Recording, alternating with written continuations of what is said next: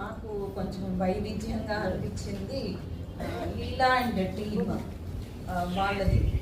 అంటే అక్కడ చాలా ఎక్కువ పెట్టారు వాళ్ళు పెట్టిన బొమ్మల్లో మరి వాళ్ళది, తర్వాత బట్టలది, కాపీ పని చేసుకునే వాళ్ళది, అంటే వివిధ వృత్తుల్ని రిప్రజెంట్ చేశారు.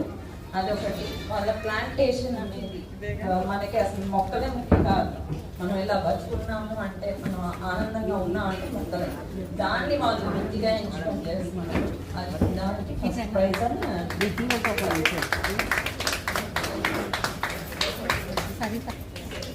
లీలా అంటే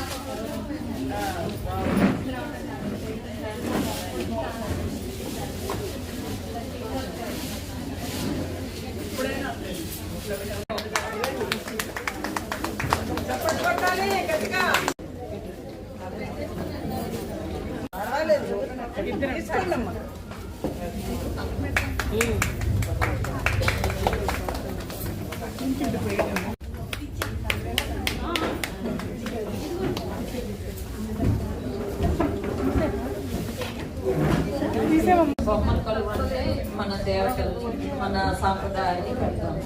అయితే ఇప్పుడు సమాజంలో జరిగే వాటిని మనం ఎలా ఉండాలి అని నిర్దేశించే వాటిని, మనము ఎలా ముందుకెళ్ళాలి అని చెప్పేదాన్ని ఒక మెసేజ్ ఓరియంటెడ్ గా ఉన్న మాధురి అండ్ టీమ్.